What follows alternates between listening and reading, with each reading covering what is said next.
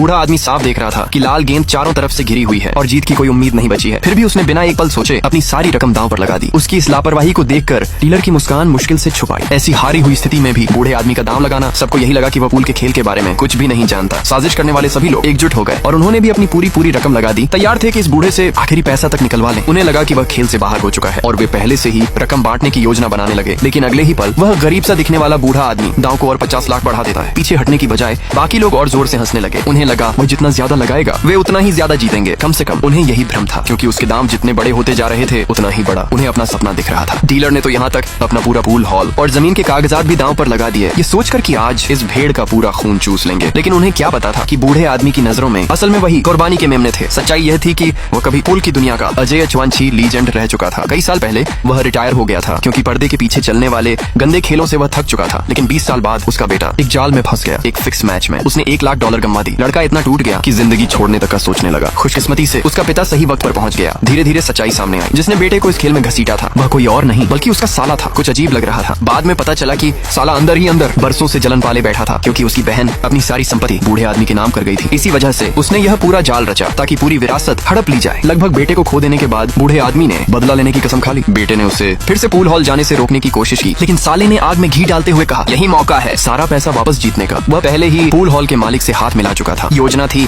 बूढ़े आदमी की एक पाई छीन लेने की। जीत पक्की करने के लिए साले ने पूल चैंपियन सूतियान को भी बुला लिया, जिसे अजय राजा कहा जाता था। मैच शुरू हुआ। सूतियान को कहा गया कि शुरुआत में ढीला खेले, बूढ़े आदमी को कुछ राउंड जीतने दे ताकि उसका शकम हो जाए। ब्रेक लगाते वक्त सूतियान ने जानबूझकर गेंदों को पॉकेट के पास आसान हालत में छोड़ दिया ताकि बूढ़ा आदमी आसानी से कुछ शॉट लगा सके। लेकिन ये चालें पुराने उस्ताद की नजर में बिल्कुल बचकानी थी। फिर भी वह अनजान बनने का नाटक करता रहा। खुद को नौसिखिया दिखाया, बड़ी मुस्कान ओढ़े रहा, मानो कुछ गलत ही ना हो। फिर उसने बेफिक्री से दांव और बढ़ा दिया। सूतियान समझ गया कि शिकार फंस चुका है। अगली ब्रेक में उसने जाल बिछाया और 7 नंबर की गेंद पॉकेट के बिल्कुल किनारे लटका दी। सबको लगा ये तो तैयार तोहफा है, ऐसा आसान शॉट भला बूढ़ा कैसे छोड़ेगा। लेकिन उन्हें क्या पता था कि बूढ़ा आदमी पहले ही इस चाल को समझ चुका था। अगले राउंड में उसका बेटा हैरान रह गया। ये शॉट तो इतना आसान था कि आंख बंद करके भी लगाया जा सकता।